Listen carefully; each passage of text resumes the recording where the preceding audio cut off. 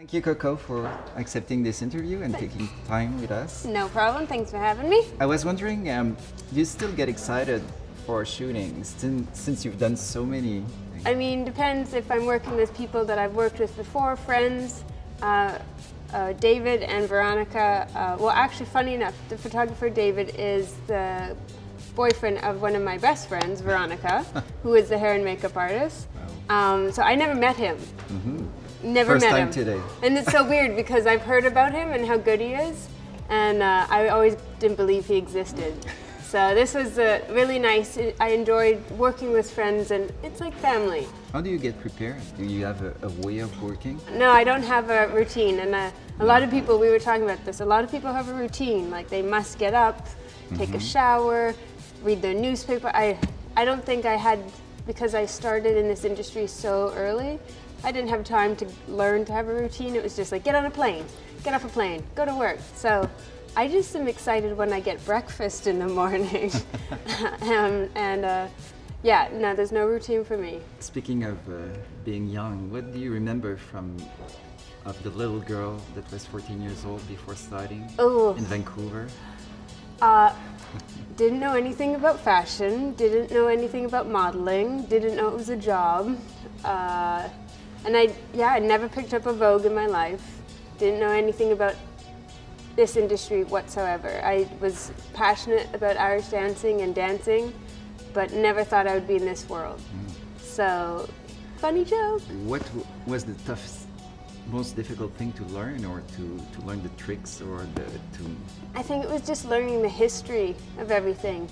You know, meeting a Stephen Meisel or an Anna Wintour, or even a top model like a Cindy Crawford, not knowing who any of these people were, and then for people to have to explain to me that is an important person.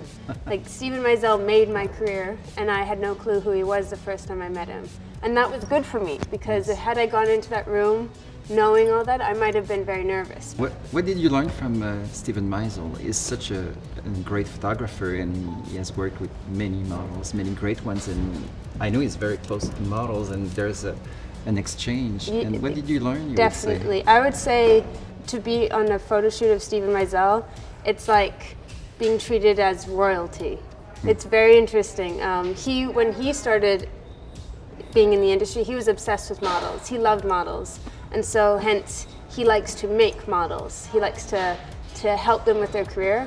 But the experience, I mean, each model has someone that is to take care of them. So he will ask, do you need water? No, I'm good. Do you need a chair? No, I'm good. He doesn't need to ask me any of these things. Meanwhile, he will have people stand by just for the models. And you don't need that. But the fact that Stephen Meisel wants to take care of you is a very nice feeling. And so after all my shoots with him, I would go to the next shoot and I'd be waiting. I'm like, where's my person? Why don't I have a person with a stool? Or why? He's just very good at taking care, and you just have a fun experience. And the other thing is, he lets you do your thing. Okay. So he teaches you what he likes, but after that, it's... Was it easy for you to move in front of a camera? To know that? Well, it's different from dancing. It is a bit different from dancing, but I was sent to Asia before I came to New York, and there it's kind of boot camp of modeling. So what I do is actually what all models do in Taipei. It's just they don't make it in these markets. So they live there or they work there, and then they come home and they stop modeling. But that's how models pose there. It's just, so it's by doing it that you learned? And it's catalog work. I mean, I started from like, as Drake says, started from the bottom. Now we're here. No, I really did. Like Taipei, Singapore, did all that. I came to Montreal, Toronto. No one wanted to work with me. I went to New York, and finally it worked out for me. And now Canada wants me back. Isn't that weird, isn't it? Things turn out differently. It does. Do you pinch yourself sometimes when you think, wow, when you think of it, or you don't look at the back? Yeah, I mean, wow. I gradually got to where I am. I don't think it was instant. A lot of people see their top models and go, oh, that was instant for them. But I worked in Asia. I tried really hard. I tried really hard in New York, even here. And so slowly things started to work for me. Working with Stephen Meisel, then getting a cover, then working with Anna. I mean, over time it happened. So it wasn't like here you are, you're famous, you got it all. Which is better somehow. And I think it's way better. And especially when you're a young model, when you're given all that power, it's hard to deal with it. And then all of a sudden you don't have any more.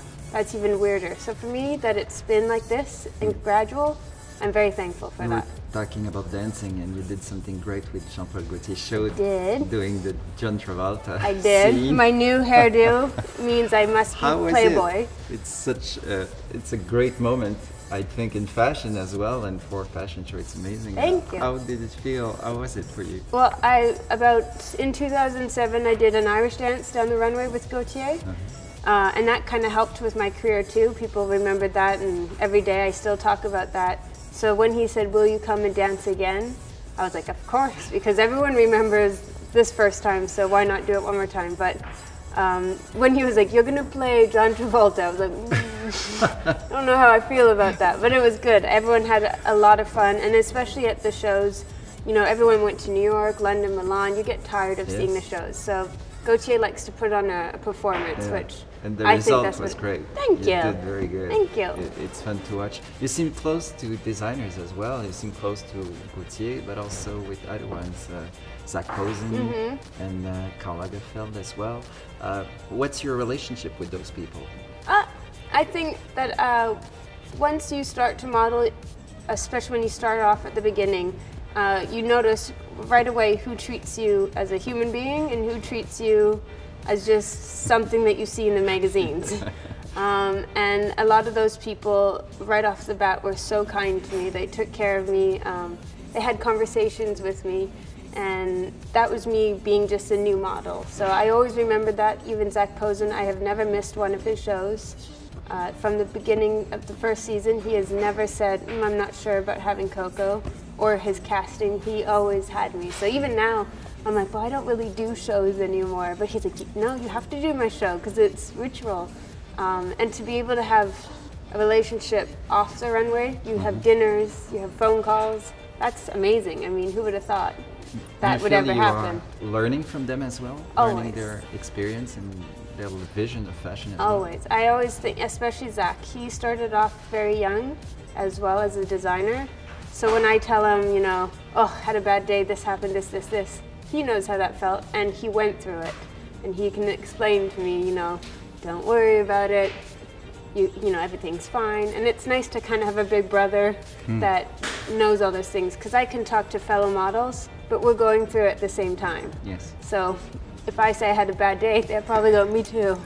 So it's nice to have like the like of Zach, and Gaultier is so kind, so beautiful, and every single time I do a show, we do something, which is fun. He doesn't have to. He can pick any model. I'm sure they'll be excited to do something with him. You did also something interesting with Gilles Deacon, a 3D video, and you were dancing as well. Can you tell us about that? Yeah, we did something with Lexus, Milk Studios, and Elle Magazine. America. It's okay. And we shot, it was called Disruption, and what it was me dancing with holograms.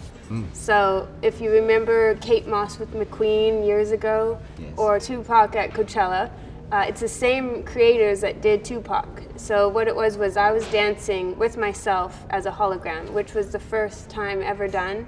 We've seen like Kate Moss at McQueen, which was so amazing for its time, but we've never had it so that we had interaction for the first time ever documented. So it was pretty difficult, because to dance with a hologram, in fact, I don't see it. You see it from the audience, but I don't see it. So I had a lot of making sure I was on point, on time, that if I were off a bit, the hologram would show up and I was in the wrong spot. Tell us about, you created a blog, you were one of the first models to do it, and you really like to play with the new media. What does it bring? What's the excitement for you? I know how important social media is for our industry and for anyone that works on their own and their own business. I mean, I think it's so important. Even if you hate it, if you don't want to do it, you have to understand how important it is to grow a business. Everything is online, everyone communicates online, and so when I did my first blog, I just did it for friends and family, but I realized the sort of response I was getting. And then after that, I had Instagram the day it pretty much came out, Twitter, all of it. And I thought, even if these things don't become anything, at least I got my name.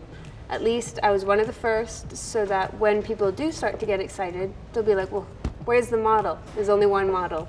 And people would come to me. So I realized how important it was to be the first, to interact with people. And also, I've made so many relationships online. For example, Cindy Crawford, never met her, but we talk a lot online. You know, That's amazing. Those sort of things you didn't have before. Do you see a link with this and your work with Model Alliance?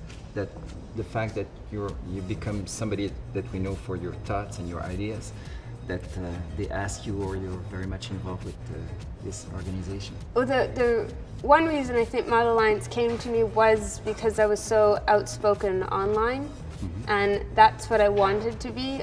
When people would tell me if anything would happen and I didn't think my story was coming out correctly, I now had a huge audience to write on my blog and say, this is how the story is. And I think Model Alliance saw some things like that. For instance, being on the cover of a newspaper saying that I was too fat for the runway. And I wrote and said, well, this is exactly what I meant by that. Or this is, and it was way more successful than having, say, an interview like this. Like this, if you were a writer, you could write any story. And I couldn't have said anything because social media, there was no such thing. Now, if you write a story and you don't like me, that's okay, because I can just write and say, well, this is really what I meant. So it's dangerous for writers nowadays, but it's also very important for us to have our side of things. And the Model Alliance is the same thing. I'm proud of being a model. I think models are smart human beings, but they just don't have the right direction or have the right sources. So Model Alliance is perfect for that. Girls can come to us with any question, or if they just want help, or if they have an issue, we are able to work on that. And because of social media, it's way quicker, and people can't get away with things like they used to.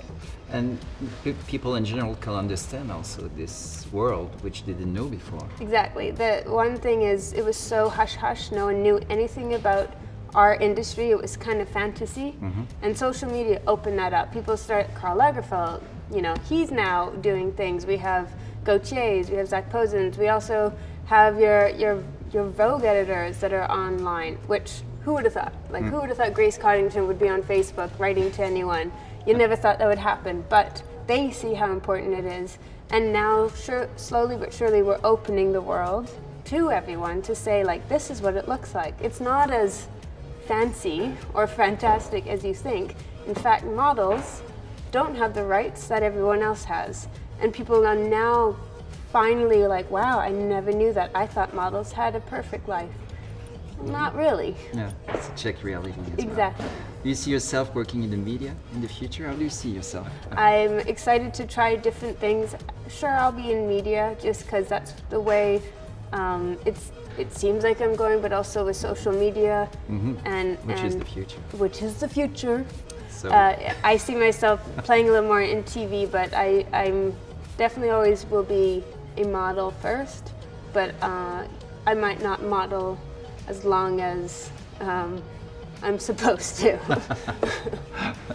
Thank you for taking this time with us again. Thanks so much. And thank you for being in Montreal No as problem. well. And we're proud that Canadian models are great.